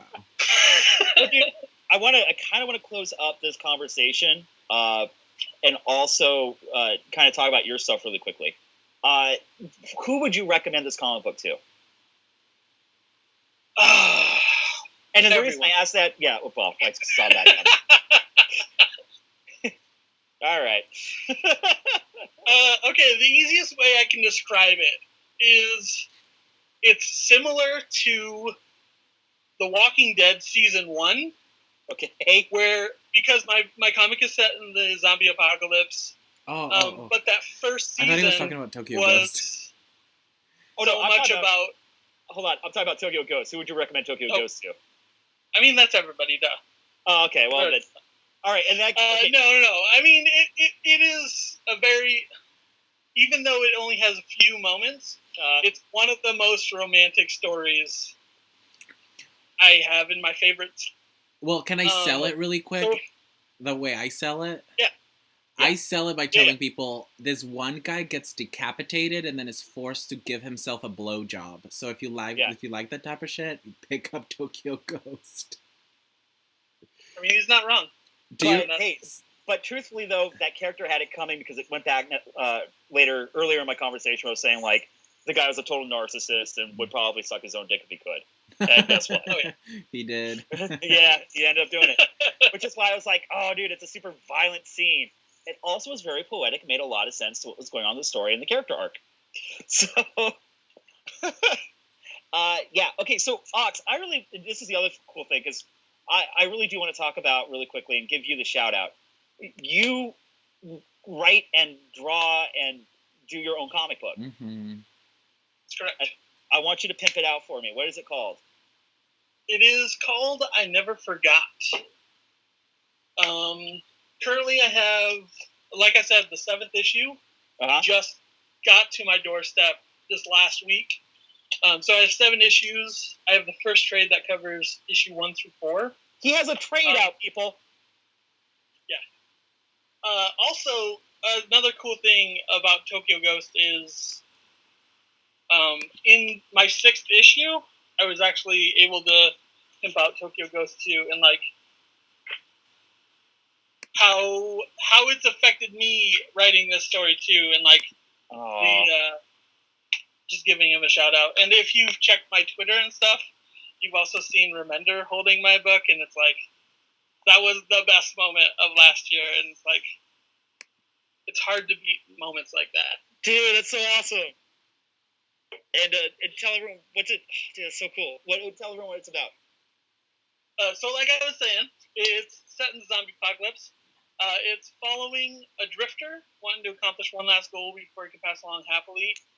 The thing I say about the first season of Walking Dead is because that season was so much about intent and purpose, and like you saw the end goal, what they were working towards, and it's not quite clear what the end goal is, but I've hinted, dropped hints along the way.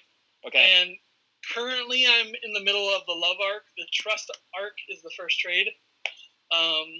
And I honestly am falling in love with the story that I'm writing as I write it, because with doing all the art and knowing the story, like knowing where it's going, I've only gotten better. Like that first issue is pretty rough. I'm not gonna lie. But it's gotten better, and here, let me show you some of. Well, dude, you got to start somewhere, dude. I want to make comic books. I don't have one yet. You've got 7 issues. Oh, that's great. Slowly getting better, and like I'm just so happy that I'm able to, in a position that I'm able to create my own work and like put it out, and like. Well, I want to ask you, dude. One, you should be proud of yourself. Two, genuinely jealous. Three, you're kind of an inspiration because I told Ian like I want to start writing again, and I've kind of got an idea for some stuff I want to do. But I kind of look at what you do, and as a huge inspiration for a lot of the creators that we actually have in YMB because there's a lot of them there, and just you had to start somewhere, and I love the fact that you just dove right into it, and that's fucking awesome. I want you can get on Comixology, can't you? Mm-hmm. The first 6 issues are available right now. They're $1 each. I would say if you're using Comixology to use page view, not the guided view, because there's a few parts where it gets wonky. Okay. But yeah, it's available. 7 should be available in a month or so. And then the other thing, another reason why you're kind of my fucking hero is that when you've got a Kickstarter, and 2, you will go to the bar and pimp out your shit, don't you? That's amazing. Honestly, I'll be there Saturday having drinks and slinging comics again. Dude, guys, check out the hustle on this guy. He catches a buzz and goes to the bar and like will totally hustle his comic book out to sell. Honestly, if you're a creator and you want to figure out how to, steps to get into it, I'm easy to talk to. I will bullshit around with you for a little, but if you're serious, I can be serious with you and help you figure out some next steps that you need to do. So, okay, guys, there you go. Oh, and by the way, pimp out the Kickstarter. First, find me on Twitter. That's the easiest way to find me. I don't have a current Kickstarter right now, but probably in the next month I'll be running the 8th issues Kickstarter. And give everyone your Twitter handle. I'm SamuraiOx there. You can find me on all social media besides Twitch. Twitch, I'm BerserkOx, but I'm SamuraiOx everywhere else. So. Yeah. Okay. Dude, guys, round of applause for Ox. Come on. It's too good. So, yeah, that's pretty much it. Guys, I think, what else do we need to talk about tonight? Because I'm getting a little teary-eyed. You 3 were going to talk about Justice League trailer. Oh, we should end the show on the Justice League trailer really quickly. Oh, Kirk, I checked out Legion. Oh, is it good? Bad? Awesome? Legion is awesome. Legion I was not expecting the level of weirdness that I actually got. Okay. I was pleasantly surprised to see a lot of people that I love, like Aubrey Plaza's in it. Love Aubrey. I just started too. Matthew from Downton Abbey's in it, and the Visitor. Mm-hmm. Yeah, the Visitor. He's in it, and he looks great. The atmosphere is very weird. Like it like takes you out of your own body in a way. Like it's really like, I don't know how to explain it. Savanna, help me, because like the atmosphere of this fucking show is trippy as shit. It is trippy as shit. It's another one of those ones that's kind of like fucking Black Hammer. It's just limbo vibes all day. So I'll check that out. I was supposed to, Saturday was to be my binge watch day on it, and I got called into work. Yeah. So. And one last thing. This is one of those shows where like it's about an unreliable narrator. Mm-hmm. Yeah. So unreliable. But it's so good, so weird, and I cannot believe this actually got through. Well, I'm stoked. Well, this guy, this is the dude that also did Fargo, isn't it? Mm-hmm. And Fargo, I would argue, is one of the best shows on television right now. And he kind of was having fun with. He liked that he gets to play in a universe, but he still gets to make it his own. So Fargo was very true to the film, but took a lot of liberties, and they all paid off. This season has Ewan McGregor playing 2 roles. This season, I can't wait to watch it. But now that I see that they gave him carte blanche on Fargo, I guess FX was like, yeah, dude, if you can do that over here with an X-Men title or an X-Men vehicle of a show, they're letting him do it. Mm-hmm. So I genuinely, anybody whose opinion I kind of trust and respect has been like, you gotta fucking watch this show. I'm out of it right now. My friend Darren, who's like who I look up to as far as like trying to learn stuff from. He was like, it's blowing his mind. So I'm sorry that I'm behind on Legion. I'm so sorry. I'll check it out. You're not forgiven. But Justice League. Forgiven. Where's my shame back? Shame. Shame. Shame. Shame. Okay, Justice League, go. Justice League trailer. Who watched it? I didn't watch it yet. You didn't watch it yet. I want to Ian, hear. did you watch good it? back. Ian, Wait. did you watch it? Ox didn't watch it? Wait, I don't watch trailers. Savannah, did you watch it? No, I don't have time for fucking that shit. What? Oh, okay. Wait. I think I saw it. It's Zack Snyder, right? Yeah. He's gonna fuck it all to hell. It's gonna be what? Fuck all the hell, like The trailer's gonna be good, but the movie's gonna be awful. I will. Be a very dark theme tone. shock. So I've watched it a couple of times. I'm so afraid it's gonna be the same thing that happened with Suicide Squad, where I'm in love with the cast, and the movie just lets the cast down. There was a really good article by one of the guys over at Birth Movies Death that he basically wrote out why the trailer looks so uneventful, and basically because with all the hype and all the frustration that people had with Man of Steel and with Batman versus Superman, let's not even get into the argument whether they're good movies or not. I just across the board they're not. They're not. Is that everyone was like, okay, so they're going to start bringing some brevity back to it. Like, they're going to crack jokes, and they're probably going to try to do something a little bit different since the last film.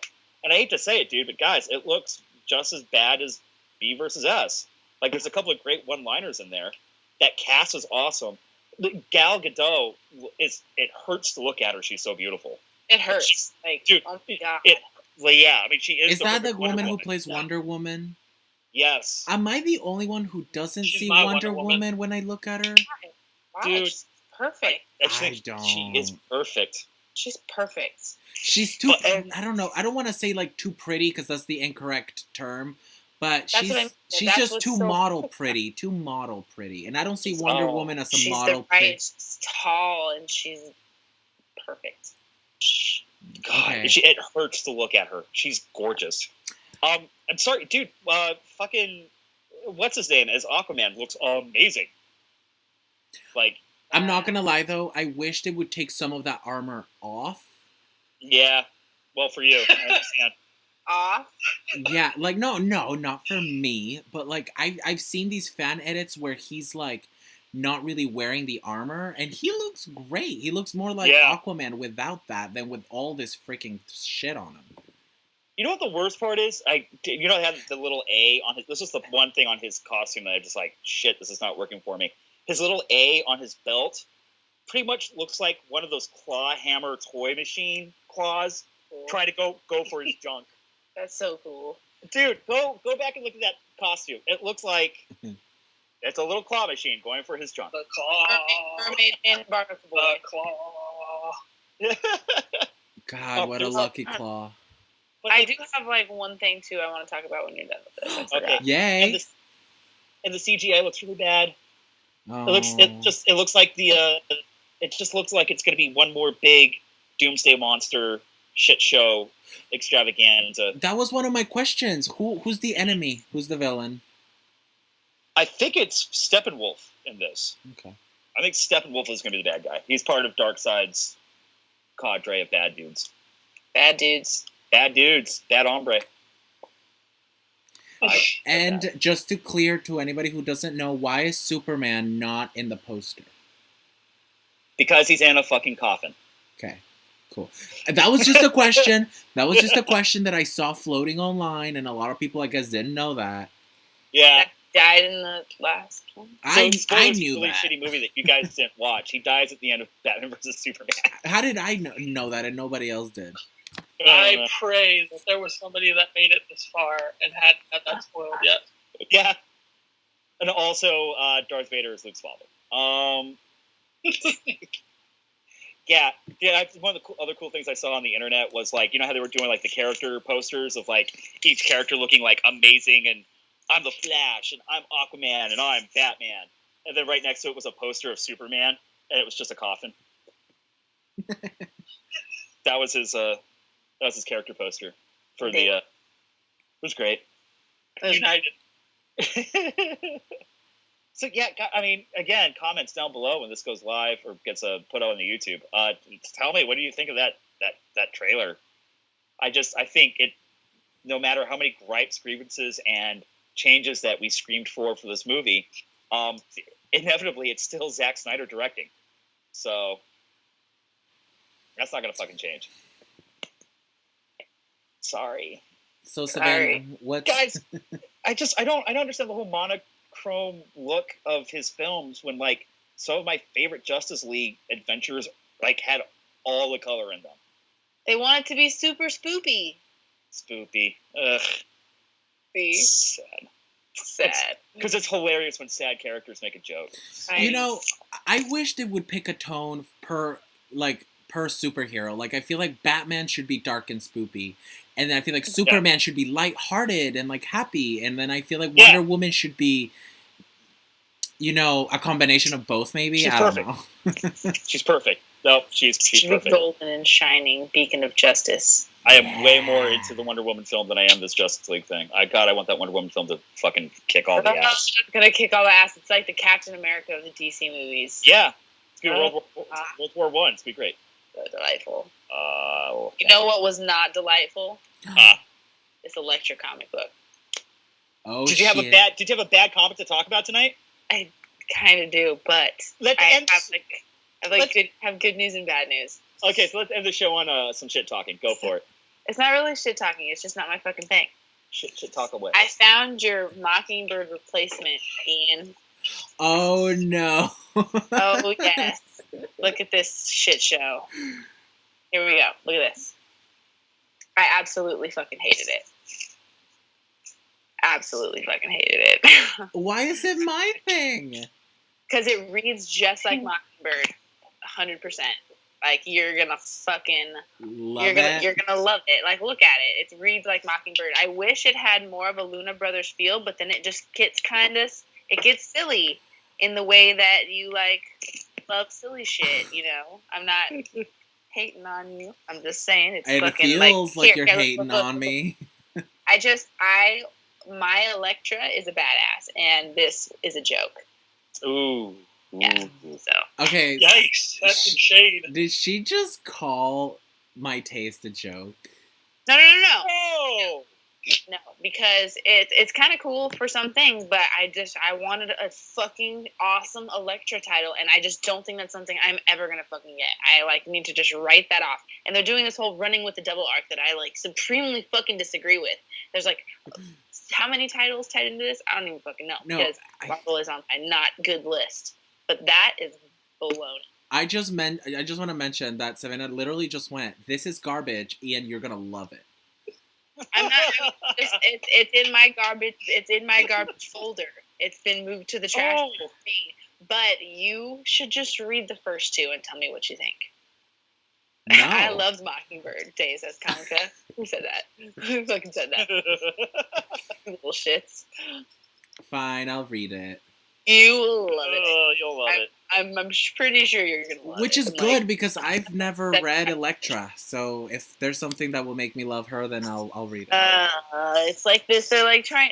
Is it an art? Or, I mean, is it an event? Is it not an event? Running with the Devil. It's an event. Are you making fun of me being sassy, Ox? I'm like, No. Did you see him? Did you see him fucking sassy? No. Elektra was beautiful, but this is horrible. This is horrible. Okay. It doesn't deserve this Adi Granov cover. It doesn't deserve it. Right. I would have rather you either shit on it completely or tell me you're gonna love this. Because every time you're like, "This is horrible," it makes me feel more and more like shit. No, well, I'm not trying to make you feel like shit. I'm just really upset about what they've done to my character. Okay. At this fucking point, I'm the only one who loves Savannah's character. It's not. No. It's not my character. I just wanted. Literally, you just said that. Character. You said it was your character. Sean. It's like I'm getting it from all the sides. Sean is hating on me because I love Nova, and then you're hating on me, and then Mike hates on me sometimes. Like everybody's hating on me. It's just like I read comics. I really don't mean to hate on you because it's not you specifically. These books are very, very popular. There's a reason they keep making them because they're fucking selling them. So It's not you. It's just not my thing. It's not you. It's different just your expectations. taste. I want like Electra and Spawn to like be rad. Like I want a fucking Ian, rad. Ian, if there was anything Never to make been. you feel better about this conversation, she just shipped Spawn and Electra together. I think you're okay, dude. Don't worry. I really do. It's my dreams. Ian, I'll read Electra with you. Well, somebody has to be on Try my it. side at this You'll point. like it. It's just that it's making me like question my like taste in comic books right now. No, don't do that. Fuck. God, I'm such a fucking asshole. Okay. No. That's not what I mean. No, We it's not just different you. Like things. I've gotten beating after beating after beating from Sean. It's just like it's starting to Because hurt. it's just not- You know the hard part is it's just like you guys have different. I love the fact that you guys are like They're becoming, just like. very different. I love that you guys are becoming besties over in the chat. But your tastes in comics are completely opposite, and I'm kind of getting off of watching the conversations. They're just fucking different, and we can't like get butthurt about it. Yeah. I can't make you be butthurt, or I'm like. That's the whole thing about this. It's a community. We all like different stuff. I know. And it'd be really fucking But boring I don't if we all like the same thing. feelings because I love him and everybody else picks on him and I don't, so I don't care. No, Yeah, I'm and just dude- playing with you. No, you know what? Are we talking Whatever. about picking on Kirk? Because I'll pick on him till the day comes. No, you can't pick on Kirk. He deserves it. He deserves it. Come on, look at that cute face. Come on, he's a little. Angel. He's I an do. angel. I do. He's No. a cute little angel that deserves to be picked on a little bit. Cute little Uh, baby. I need to be taken down a peg or two. I really do. I seriously It's do. true. Take me down. I mean, yeah, you're freaking flashing people at bars now. I Oh know. yeah, you heard about that, huh? I It's true. No, but heard about seriously, Savannah, It's my whatever profile gets me picture. reading Electra, don't feel bad. I feel bad. No, I feel don't. bad. I'm so, No, you know, don't, it's because I'm gonna. not my thing. I really was excited for it though, and I'm angry because I'm hurt, and I'm just not expressing my sadness properly. It's just coming out as rage, and I really don't mean to be that way. Anyway, Wow. Okay. Guys, I think we should probably stop there before and then just kind of work the issues out off camera. Because I'm just gonna keep shipping damn, Electra though. Ship them till the day comes. You know, Manifest that. Oh man. Alrighty, guys. Yeah, we all like different stuff. Ian, Neil came to Ian's defense, said he reads Champions. We all like different stuff. no, it's like Clark loves Champions too. Yeah. No, Ian, we need to be that person who speaks up for us who are like, I like Champions. Like, yeah, we need you, dude. No, you know, Oh, I'm gonna like, become the Darth fucking. Maul was really good too, though. Just real quick, Darth Okay, Maul. please, Darth- so we don't Darth- end on just shedding on Ian. Oh, not Oh, shitting. I'm not shitting And Ian. I'm making sure you read Darth Maul. Dude, Ian, I'm with you on this. The stuff that I read that I get shit for, I totally get it. I'm with you. Don't worry. Kirk likes Kirk Try likes, giving me shit about what I read. He's got a clock. there's a weapon. He's gonna break his camera. What is it that I read that like is just a total freaking sin? Oh yeah, guys, the years that I put up with Red Hood and the Outlaws. Oh, like, yeah. I mean, I'm only finally getting redemption now. It took 3 years for Lipdale to actually figure out something that was cool with that series. Like, I've got a whole list of stuff that I'm like, well, at least I buy comics digitally now. No one needs to see my shame at the checkout. So, Savannah. So, right when I catch up with, was it Gillen's Star Wars? The one that I liked, right, Gillen? Yeah, that's Dr. Afra. Okay, so I'm gonna read Dr. Afra right after that. How is Dr. Afra doing? Because that title, it's already sold on my end. I'm just waiting to finish Star Wars. We get one not this week, but next week. I'm not sure. The last one that came out is only like number 2 or 3, and it's really good. It's still really good. I love it. Yeah. She's super sassy. she's an evil, sassy Indiana Jones in the Star Wars universe. I love Yeah, it. and all the characters in that book are just fucking fantastic. All of them. There's All a of lot of good Star. I don't read. I like all the Star Wars titles I'm reading right now. Actually, Dude, Marvel's killing the Star Wars. that's my favorite corner of Marvel. 100%. Like I love Thor, and I fucking love Doctor Strange, but I love me some Star Wars. Like, And Yep. better. Sweet, sweet satisfaction. And you mentioned Darth Maul. What is that? I don't know what that is. Darth Maul is the newest one by Colin Bunn is writing it, and the art is fucking really, really good. The story is super great. Like, come on. It's a Darth Maul title. What the fuck do you think it's gonna look like? Okay. No, slow it down, because he doesn't know who Darth Maul is. I know, I'm like, who the fuck is Darth Maul? Is that the cousin of Darth Vader? Is that the first? Is that his sister? Does he have spider legs? Does he have a spider legs? No, he doesn't. That's shit. Okay, somebody gonna tell me who Darth Maul is? We'll explain it to him off camera. Oh. Okay. Yeah. Because it concerns prequel talk, and I don't want record of that on the internet. Yeah, it does. Luke Ross is the artist. Very good. Yeah. It's very nice. You should read it. You should read it. He has an iron heart. I'm loving Star Wars right now. That title is amazing. So. What? Hey, dude, Star Wars is Jason Aaron. He's made Star Wars badass. I love it. Wait, so was that... No, Gillen is writing Darth Vader, and Aaron is writing Star Wars. Yes. Correct. Well, no fucking wonder I love Star Wars. It's written by Aaron. Yeah. They got the best writers for it. And they also just announced that like a Darth Vader Year 1 issue series is going to come out. And Charles Soule is writing that one. Ooh. And if you guys read his Lando series, dude, I straight up thought Lando was one of the best comics of the year. Yeah, I love Lando. Yeah. And guys, go check out I Never Forgot by our friend Ox. There you go. Fucking badass. Alrighty, guys. So let's tell everyone where they can find us on the internets. Me first. Hydro_honey at Twitter, and also on or Galactus_Hunter on Twitch, I think, and Tumblr and Instagram. Follow the Force Girls. And make sure you like and subscribe to all of the things. All the things. Yep. I guess I'll go next. You can find me at Ian Alexander on literally everything with the exception of Facebook. And you can find me also on Twitch now under the same name. And sometimes I'll host little comic book debates on there. Sometimes I'll just go on there and play for a little bit. But I do have some content going on if you want to go check that out. Lots of comic book content with Mike the Mutant, Sean, Chip Marlowe, or whatever. Chippy Bears! And stuff. So, yeah.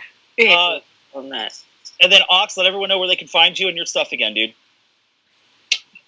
Listen, come find me over on YouTube, SamuraiOx. And then you find me on Twitter, SamuraiOx, and I'll pull you into the pit that is my mind. I love it. That sounds like a scary Sarlacc pit. I'm into it. Oh, dude, it's more like a sexy Sarlacc pit. But yeah. Sexy Sarlacc. Ooh. Is it Discard After Dark tonight? Yeah. Oh, yeah. We're going to have a little talk afterwards. Guys, you can find me at Kirk Like Stuff. Also, check out the YouTube channel, it's Kirk FM. I got to figure out what my URL is because I finally am able to get one. If you missed the live show, don't worry. These get archived over on the YouTube channel. This will also stay up on the Twitch channel for a little bit.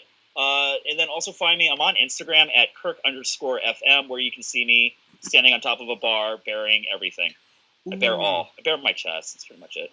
Myself. Oh, I just want to mention all the links are down below. All of our links, including the Discord. Please join Discord. I'm there. The Discord chat is awesome because it goes 24 hours, and also we have other comic book show hosts.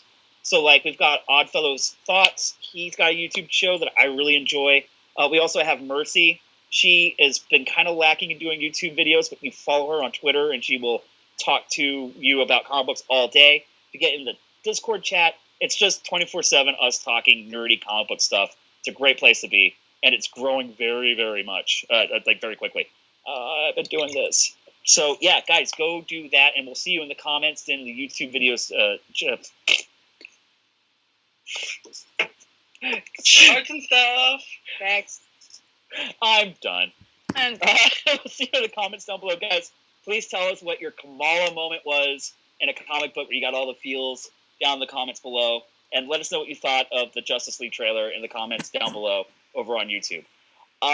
I love you guys. This was a great fucking episode. Ox, thank you so much for being on. You fucking killed it tonight. Oh, you guys are too kind. All right.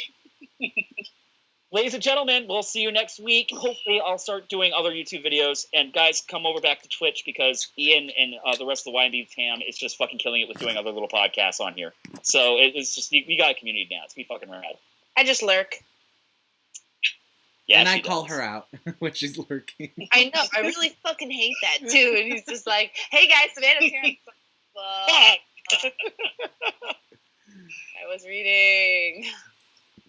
I love you guys. Thanks for watching and hanging out with us and watching us be weird and yelling. Good night, guys. Oh, I'm supposed to stop Hey, the guys. stream. Yeah, dude, you're in charge of it now. You're the producer. Go. Bye. Bye. I don't Bye. have that responsibility anymore.